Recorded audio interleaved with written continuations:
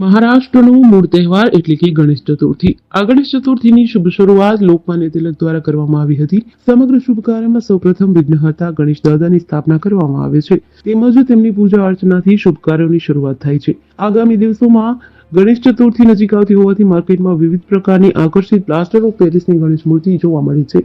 પર્યાવરણની જાળવણી કરવી દરેક મનુષ્યનું કર્તવ્ય છે. ગણેશ ચતુર્થીના દિવસે દાદાની સ્થાપના કરવામાં આવે છે અને વિસર્જન ટાણી અસંખ્ય મૂર્તિઓ જે પાણીમાં ઓગળતી નથી તે આપણા નદી કાંઠે જોઈએ છીએ. સમગ્ર જીવસૃષ્ટિના જીવ કલ્યાણ માટે ઇકો ફ્રેન્ડલી ગણપતિ બનાવી ગણેશ ચતુર્થીની ઉજવણી કરવી જોઈએ. ત્યારે સુરેન્દ્રનગર જિલ્લાના ધ્રાંગધ્રા શહેરની સાધના વિદ્યાલય ખાતે ગણેશ ચતુર્થીની ઉજવણીના ભાગરૂપે વિદ્યાર્થીઓમાં પ્લાસ્ટર ઓફ પેરિસની મૂર્તિઓનો બહિષ્કાર કરી પર્યાવરણની જાળવણી થાય તે માટે ઇકો ફ્રેન્ડલી ગણેશની બનાવીને ગણેશ ચતુર્થી ઉજવણી માટે પ્રેરિત કરવામાં આવી હતી.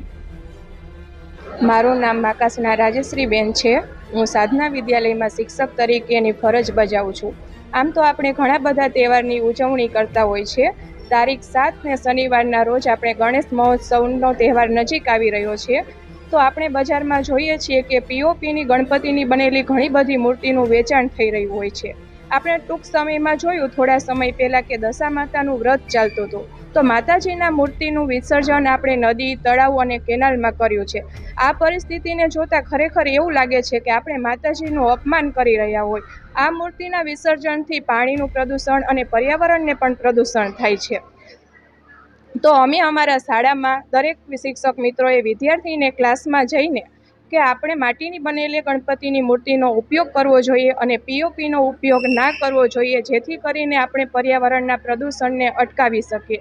તો હું તમને બધાને પણ વિનંતી કરું છું કે તમે બધા પણ જો માતાજીની મૂર્તિ લાવો, ગણપતિની મૂર્તિ લાવો તો તેમાં માટીની બનેલી મૂર્તિનો જ ઉપયોગ કરવો એવો તમે સંકલ્પ લેશો એવી અપેક્ષા રાખું છું. મારું નામ જેસલપુરા યશ્વી છે. હું ધોરણ 10માં સાધના વિદ્યાલયમાં અભ્યાસ કરું છું. આજે અમને અમારા વર્ગમાં શિક્ષકો દ્વારા સમજાવવામાં આવ્યું કે થોડા દિવસમાં ગણપતિ મહોત્સવ આવી રહ્યો છે, તો આપણે આપણા ઘરે ગણપતિની મૂર્તિ લાવવાની જ છે, પરંતુ આપણે પીઓપીની ગણપતિની મૂર્તિ લાવવી જોઈએ નહીં. આપણે માટીની ગણપતિની મૂર્તિ લાવીને તેનું જ પૂજન કરવાનું છે. મારું નામ પટેલ દિશા છે. હું ધોરણ 10માં સાધના વિદ્યાલયમાં અભ્યાસ કરું છું. મેં તો આ વર્ષે માટીના ગણપતિ બનાવ્યા છે અને સાથે સાથે મારી આજુબાજુના વિસ્તારો અને મારી સોસાયટીમાં મેં જણાવ્યું છે કે આપણે આ વર્ષે ગણપતિ બાપાને લાવવાના છે, પરંતુ આપણે પીઓપીના ગણપતિ નહીં, આપણે માટીના ગણપતિ બનાવીશું અને આપણે ગણપતિનું પૂજન કરીશું.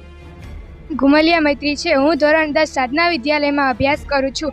7/9/2024 શનિવારના રોજ ગણેશ મહોત્સવ આવી રહ્યો છે, તો હું સમાજને એક સંદેશો આપવા માગું છું કે આપણે પીઓપીની મૂર્તિનો ઉપયોગ ન કરવો જોઈએ, કારણ કે POP means plaster of Paris, જે પાણીમાં ક્યારેય ઓગળતું નથી. તેથી આપણે પર્યાવરણને નુકસાન પહોંચાડીએ છીએ.